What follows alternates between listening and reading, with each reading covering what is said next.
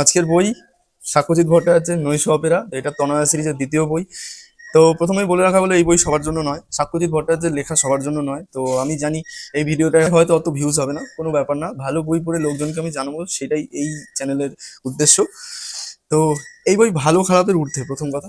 কারণ আমি এই ভালো খারাপের ঊর্ধ্বে কথাটা ক্লাসিকের ক্ষেত্রেই বলি, বিভূতিভূষণ বন্দ্যোপাধ্যায় হোক বা শরৎচন্দ্র চট্টোপাধ্যায়, মানে ওই টাইপের ওই ঘরানার লেখার জন্য। কিন্তু আমাদের এই বর্তমান বাংলা সাহিত্যে সাক্ষ্যজিৎ ভট্টাচার্য হচ্ছে ওরকম খুব গুটি কয়েক লেখকের মধ্যে একজন। অনেকে অনেক কথা বলবেন এই বই নিয়ে, আপনি হয়তো মিক্সড রিভিউজ পাবেন, ভালো খারাপ বলবেন, কিন্তু আমি বলবো যে এটা একটা অনুভূতিশীল বই। মানে আপনার এটা এক্সপিরিয়েন্স করা উচিত। কিছু বইয়ের ক্ষেত্রে আমি বলি যে ধরারই দরকার নেই, বেকার পয়সা খরচ। এটা একটুও মনে হবে না যে আপনার কোথাও পয়সা জলে যাচ্ছে। তো আপনি যতক্ষণ এই বইটা পড়বেন, অনেক বড় বই, আর তার মধ্যে সাক্ষ্যজিৎ ভট্টাচার্যের লেখা, তিনি খামখেয়ালিপনায় লেখেন।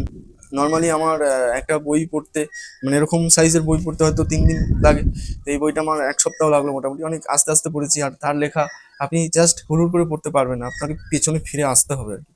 কারণ এতটাই খামখেয়ালিপনায় ভরা আর এত ইভেন্টফুল লেখা, একটুখানি মিস করা যাবে না। এদিক ওদিক এদিক ওদিক প্রচুর জিনিসপত্র ঘটছে, আর সেগুলো খুব র্যান্ডমলি ঘটছে। তো আপনার খেই হারিয়ে যাওয়া খুব স্বাভাবিক।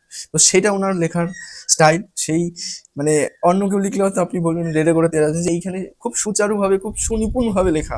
সেটা একদম যত গল্প এগোবে শেষের দিকে কি আপনি ধরতে পারবেন। শেষের দিকে বিশেষ করে এই গল্পটা 2টো অধ্যায়, প্রথম অধ্যায় দ্বিতীয় অধ্যায়। দ্বিতীয় অধ্যায় ওরকম জিনিসপত্র বোঝা যায় না। তো প্রথম অধ্যায় যেরকম ভাবে গেছে, খুব র্যান্ডমলি অনেক জিনিসপত্র হয়েছে, খুব র্যান্ডমলি চরিত্রটা বলেছে, আপনাকে নিজেকে বুঝে দিতে হবে যে কে বলছে, আর এত এত চরিত্র। তো বেসিক্যালি এই বইটা সবাই হাতে তুলে নেবেন না, যদি না আপনার কোনো জিনিস এক্সপিরিয়েন্স করতে মন চায়, বা আপনার মানে আপনাকে এটা মাথায় নিয়েই এই বইটা হাতে তুলে নিতে হবে যে আমার কিন্তু 4 দিন 5 দিন সময় নষ্ট হবে। সময় নষ্ট হবে এই সেন্সে বললাম যে এটা যখন আপনি পড়বেন, আপনি অন্য কোনো কিছুতে ইনভলভ হতে পারবেন না, বা আপনার হতে ইচ্ছা করবে না।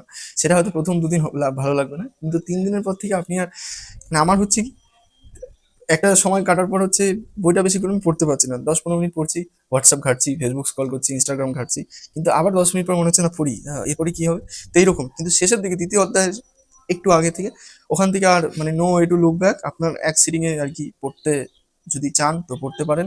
আমি লাস্ট 150 পাতা না 160 পাতা এক সিটিং এ পড়েছি। তো ওখানে আপনি মানে চাইলেও এই বই নামিয়ে রাখতে পারবেন না, কিন্তু ওখান অব্দি আপনাকে পৌঁছাতে হবে, সেটাই চ্যালেঞ্জ আপনার কাছে।